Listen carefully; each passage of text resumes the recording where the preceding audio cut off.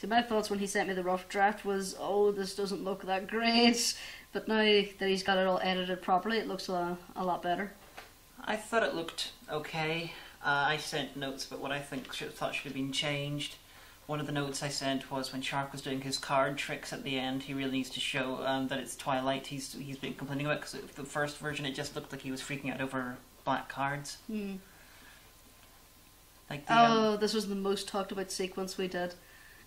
This is the most cinematic sequence we did, which we had nothing to do with. Yeah, we weren't there when we did this one. I'm actually quite sad because I would have liked to have seen this in. Apparently they were all drunk when they were doing this. Really? Apparently. But apparently Elsie spent the entire time drunk. Oh well, we all know Charlie had at least one night where he got completely plastered. His floor's not been the same since. Now, for anyone who's never seen Critic TV, the puppet is basically a puppet version of Charlie, aka Spaz Master there, which Robert did, for a joke, and because Charlie hated it so much, it became a recurring thing. So Charlie hates the Spaz puppet, and that's why he's doing this. Stab, stab. And we all got, there was like 20 Spaz puppets, we all got one at the end. I still have mine. This is the perfect song, I think.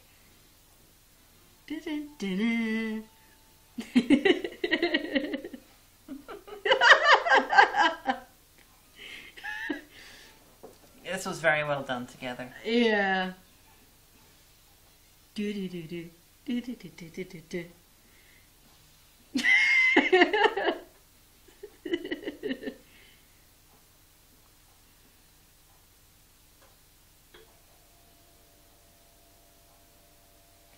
Oh, Charlie. This is sinister. He's his friend, he's already cut him. And why do these ones... It looks like, okay, the idea is that they're audiencing and they're, eating food and all. They're probably just hanging out. But I'm curious as to why one of them had a shoe. Yeah, but with the stuff in front of them, it looks like the thing there to hold them up, which doesn't look so good. Yeah. Montage! Yeah, that was really cool.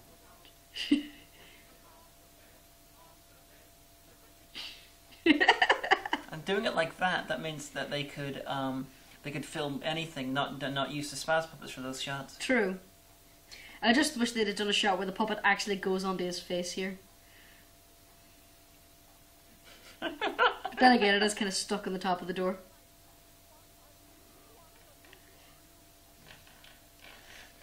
And I remember doing the makeup for this. It's Morgan's makeup. Yep. I took a picture of him on my camera, and on my camera he did actually look like he'd been bit up. Yeah, it does look really impressive. Now, Elsie was supposed to look confused and skeptical in this shot, but he just could not stop fucking laughing. So we just made it that his character was giggling his arse off. I think we were in this, when they filmed this, I think I was on the other bed. Yeah. Isn't this roughly the time I had the freak out where I sort of froze for about 10 minutes? Yes, and I can't remember what it was said at the time. Something about maybe that the wire used coke in her hair or something. Oh yeah. I just sat there with a shocked look on my face for 10 minutes. People started actually thinking there was something wrong and that I was ill or something. It was hilarious. I don't think they realised just how much control I can have over myself if I need to. Just to clarify, she used coke in her hair to make it all wriggly while she was doing the evil wire. And also I noticed all of our drinks were lined up on the counter there. Were they? Yes. For the framing thing for this killing, I remember suggesting this to Robert. I don't think he used it because of my suggestion, but I suggested make it, use the fireworks as a framing device. Yeah, she's wiping her makeup off. And I also suggested using the music from the parade of boats, but he didn't go for that. And oh, that's a tiny gun that was bought in Pirates of the Caribbean, because I refused to bring my gun. They really should have had a flash and a louder bang there, but I think it was a nice cutaway to the fireworks. But it wasn't a cutaway. The gunshot actually happened. But Now, this is quite impressive. It did go on a little longer than I would have liked, but still. Yeah. But Shark's really good at these. He is. He managed to get the guy in the magic shop with his magic trick. Yeah. It was rather fun. But on my gun, I refused to bring my gun because I didn't want to risk getting in trouble in the airport with it. Yeah. I knew it wasn't likely, but just in case. True. But thanks to this trip, I've got a tiny gun, which is going to be used in Series 4 probably, because the minion shrunk the gun in the wash. I read half these cards, the Eclipse cards, and oh my god, some of the crap that was on them. I tried to give Twilight a chance, I really did. I tried to read the book, but oh my god. That's why you should watch Twinklight, which is the gay porn version. Rantasmo did a review of it. I tried to give it a fighting chance, but it didn't deserve it. It really didn't.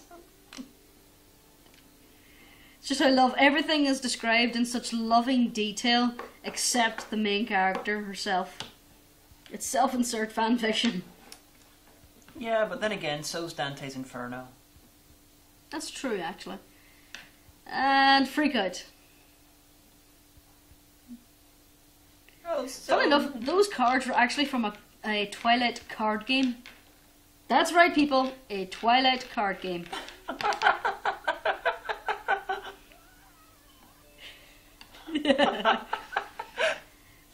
Now, in this is my favourite shot that I appear in. I look like an animal. I'm actually slightly sad they didn't get an establishing shot of him leaning over the toilet. When he's doing that, they could have, but admittedly the bathroom was relatively small to try and fill. It was tiny.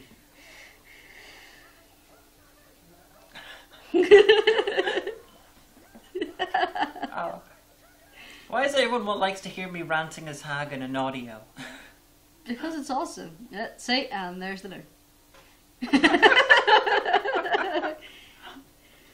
I remember we were the original plan was to drown him in the bathtub, wasn't it?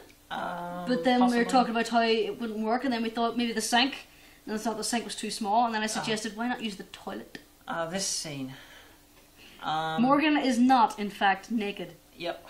She's wearing a strapless dress. We did this about six or seven times, and the reason the take wasn't very good is because after like the 6th, 7th time, I sort of freaked out because I had severe trouble doing this because it felt a lot more real, like real violence than any of the shit I do in Hagan usually, and so I basically couldn't do any more. Do you remember that? Yeah, I do. Actually, everyone was very worried about you about that. It's just, oh, it's okay, we love you. There's me! Yay! Yup.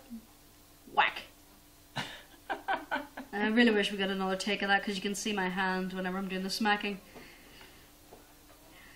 Oh dear god, this took so long to shoot!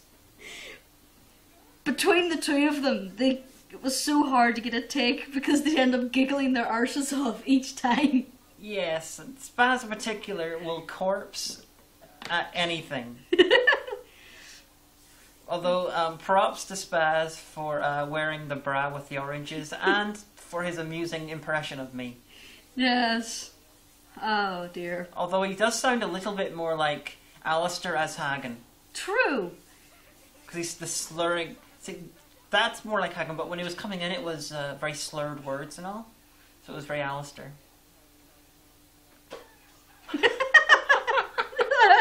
Man Before Time 8 song.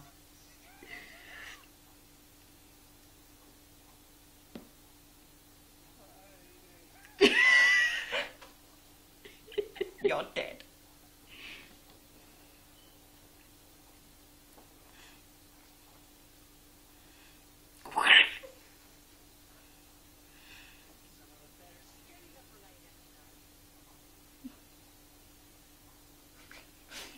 His shirt was that stinky.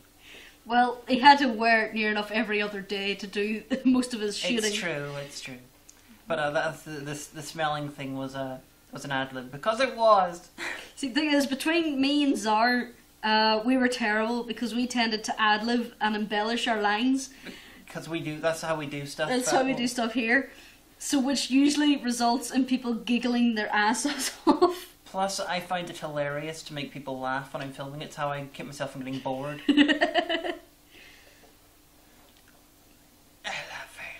Why didn't they get me to do this voice? Whee!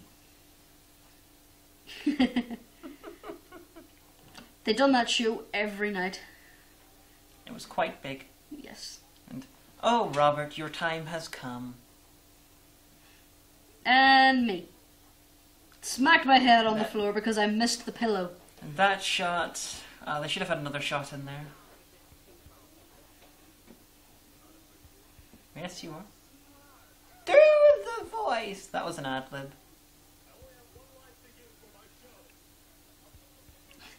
You freaked them out with that laugh. I was gonna die of syphilis, but dead. All her lines here are pretty much ad-libbed.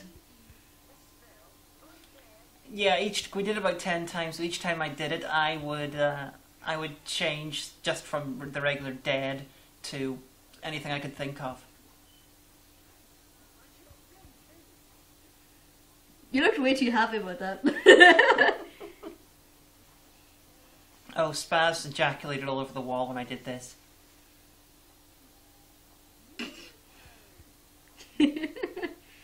Oh, my hair looks terrible.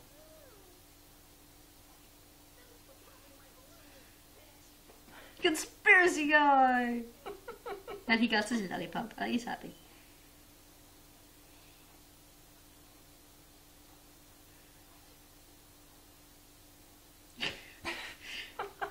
It was Charlie's version of ad-libbing. I'm not even entirely sure what was going on there, but lollipop got stuck to him and he somehow knocked himself out in the door. Yeah, his lollipop got stuck to him, they pulled it off, and then he just walked out of the door without looking. Okay. I was going to assume it got stuck to his beard.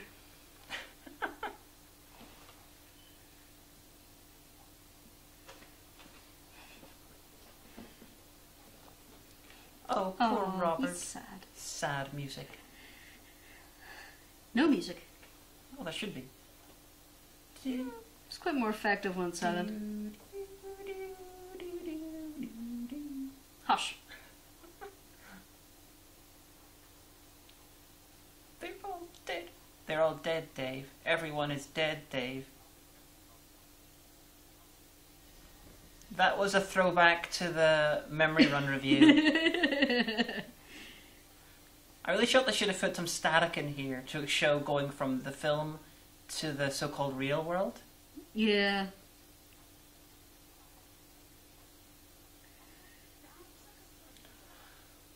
The half hour that this took is entirely on the internet, in Robert's blip.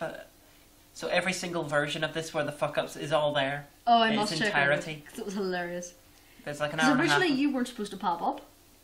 I was sitting there in the background, but then I decided to lie down because that's so I could hide myself better.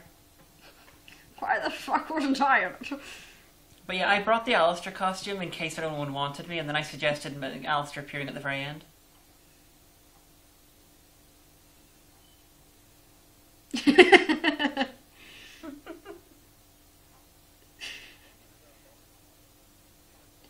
Mikey. He had no emotion the whole trip whenever we're doing the filming, except here he wouldn't stop laughing. Morgan didn't warn us about this, and now it ended up in the film.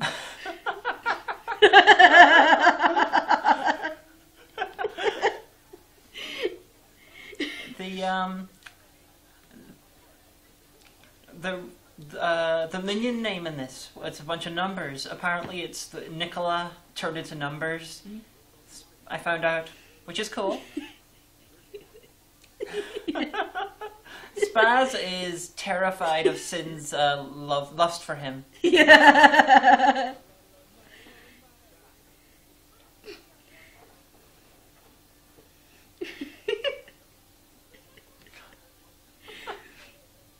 This was after about 5 minutes of just pure giggling.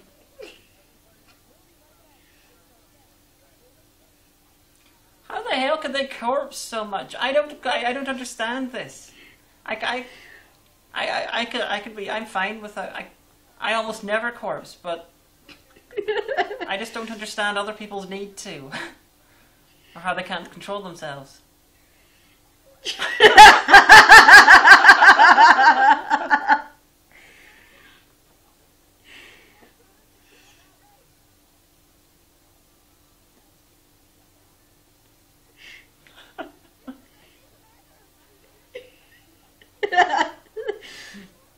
And someone falls in the background.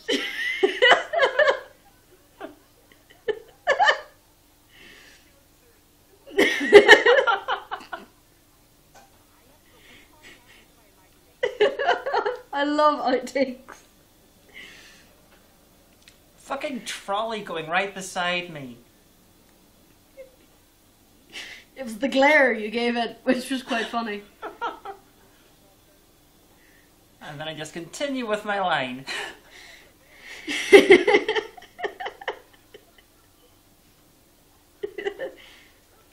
Robert Million playing Hagan in this shot.